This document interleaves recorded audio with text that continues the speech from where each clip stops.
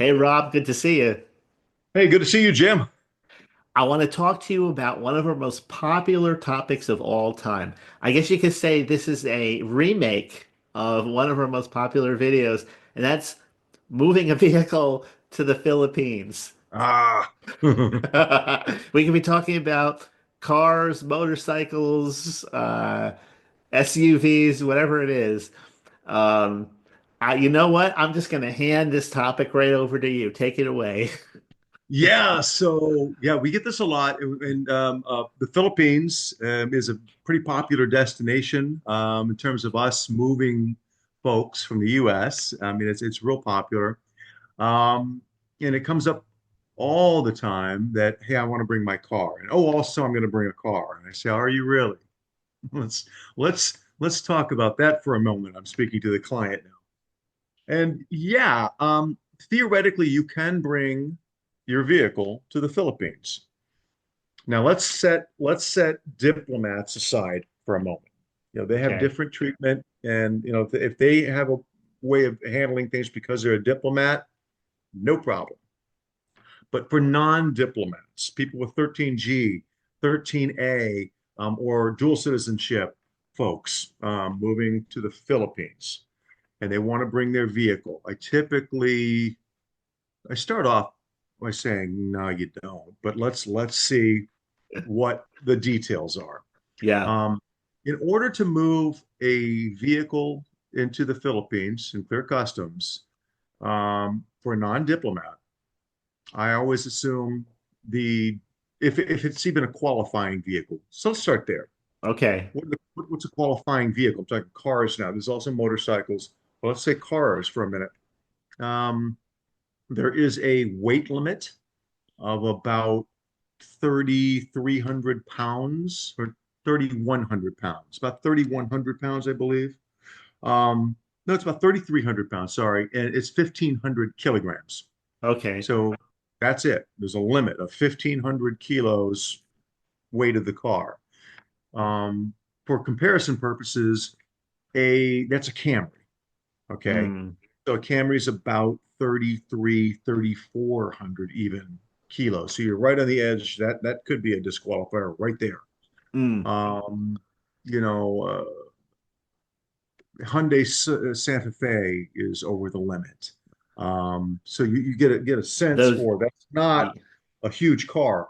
Any Tesla is way over the limit because of the weight of the battery. I mean, even a Tesla C is at least 4,000 pounds. So it's got to be a really small car in terms of weight. There is a maximum engine displacement of 2.8 liters. So again, pretty small uh, nowadays.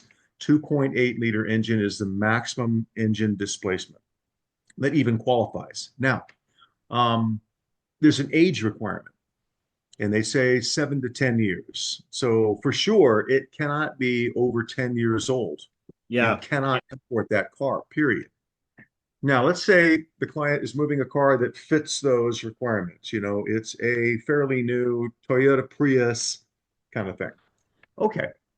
Then, in that case, I then tell the client that there are several taxes or duties that are going to be associated with that vehicle to bring it into the country and clear customs.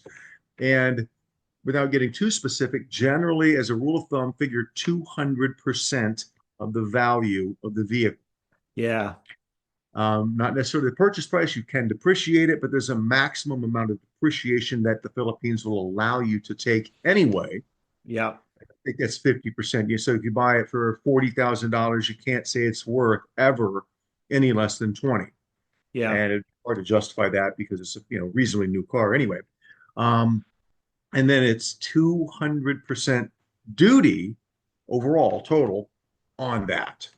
So generally speaking, it doesn't make sense. It It might doesn't make make sense any for sense. someone who is bringing their classic car in. But Mm. again, you don't meet the age requirement. I As soon as got. you bring, yeah, as soon as you're bringing your 67 Corvette, you know, Yeah. they, you know, they only came with the 350s or 427 cubic inch engines at the Yeah. time, and you're over 10 years old. So it really doesn't the bottom line is it usually does, unless you're a diplomat, Yeah, makes no sense to try and bring a car to the Philippines. yeah, It can be really, really, really ugly when clients do, and the shipping company doesn't say anything. We're just a shipping company. yeah. Well, guess what? Oh, You're going to leave your, interesting. yeah, you're going to leave your car at the port. You paid to ship it there, and what are you going to do? Ship it Yeah, back? you'll Give it have to back. pay to ship it back. Yeah, Yep, that's exactly right. yeah, And all the handling and all the storage at the port, yeah, uh, yeah, it can yeah. get up. No wonder I've never seen a classic car museum in the Philippines. Yeah, you never will. Now, Yeah, it's not like Havana, you see the 57 Chevy yeah, cruising around. No, yeah. Um, okay. Now, the same, I know the same applies for motorcycles. There are people that asked about that. I looked up the costs for a particular Honda, and it basically, when the fees and the duties, taxes were all compiled, and was just an estimate, it was like three times what the cost of the bike was. It'd be like buying the bike three right. times to get that motorcycle in. So yeah. Now I did have one person who was trying to think outside the box in the comment section in our original Philippines discussion. And they said, what would happen? I'm sure this person wasn't serious, but you never know. What would happen if I disassembled my motorcycle and put the parts in a few different boxes and then shipped it over that way as pieces? If they opened the box, what would happen? Well, and I dealt with that before. I'm trying to remember how that worked. I believe, oh gosh, I should know this right off the top of my head, but I believe there is a prohibition against engine parts being brought in. But don't quote me on that, although I just did on this podcast here. Um, I don't recall. I'd have to dig into that, but I really thought that, and I'm actually looking at some of the information right now. I really thought that there is some prohibition on Yeah. engine parts in the Philippines as well, because they Y- know for a motorcycle, I Yeah. can bring a frame, two wheels, an engine, and gas tank, handlebars, seat, and I got a motorcycle. I can rebuild it. Yeah. Um, I think that there is some prohibition, but I'd have to dig back into that and cover that one as a supplement to this. Yeah. I suppose if you now, this is something that, of course, people sit around who create different laws, rules, and regulations. That's what they do for a living. So I'm sure somebody would have to have brought that up somewhere along the discussion over the years and figured out to plug that hole. It does seem obvious. It sounds kind of funny. The person is very attached to their motorcycle and really wants to bring it over. But I imagine that even if you did reassemble it and put it on the road before you registered it, you would have to have proof, I guess, that you paid the customs fees and taxes for it to be legal in the first place to get it registered. I don't Well, know. yeah, that probably is true. Now we're kind of getting into speculation, but that's okay. Yeah, it's like Mexico. Can you bring if you're non-diplomat, can you bring a vehicle into Mexico? Yeah. Can you register it as your own? No, sure can't. I mean, you can do it temporarily, like 90 day, and just keep doing that until they don't let you anymore. And it gets really expensive. But yeah, so bringing it in is one thing.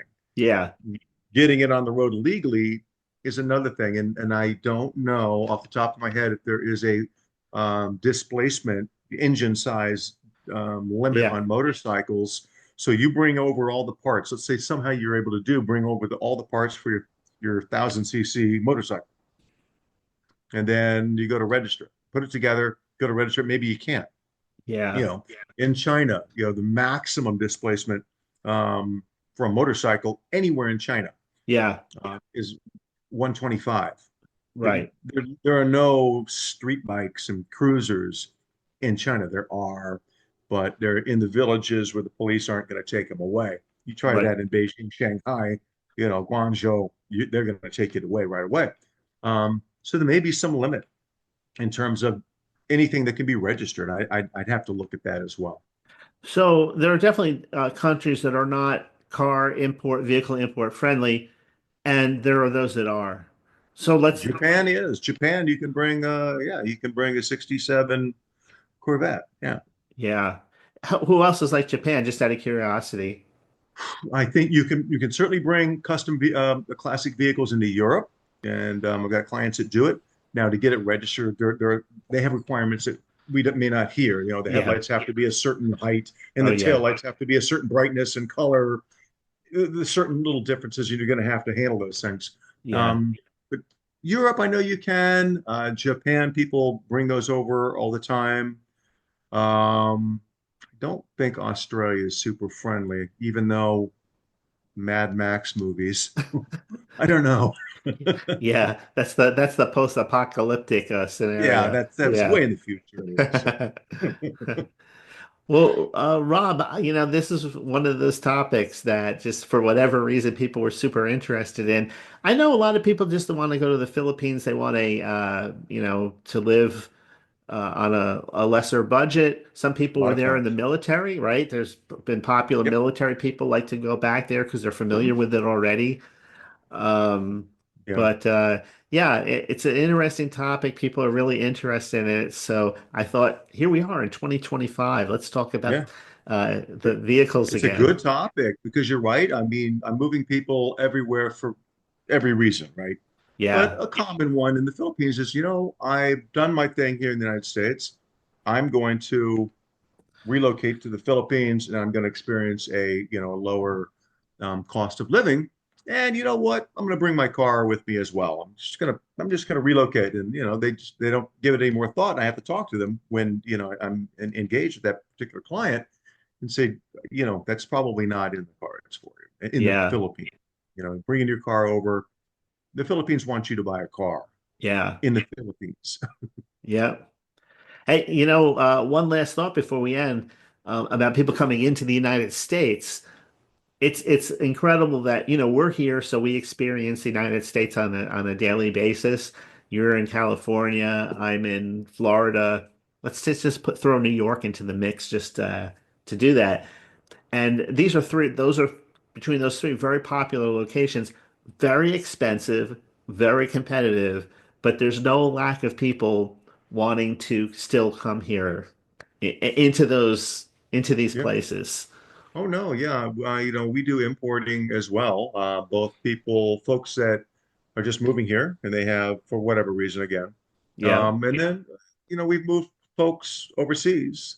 And Yeah. then 3 years later, they reach back out and say, we want to move back. Yeah. Okay. Yeah, happens. That happens. Yeah. It's a very mobile world we're living in now. Yeah, it is. Yeah, it is. Yeah.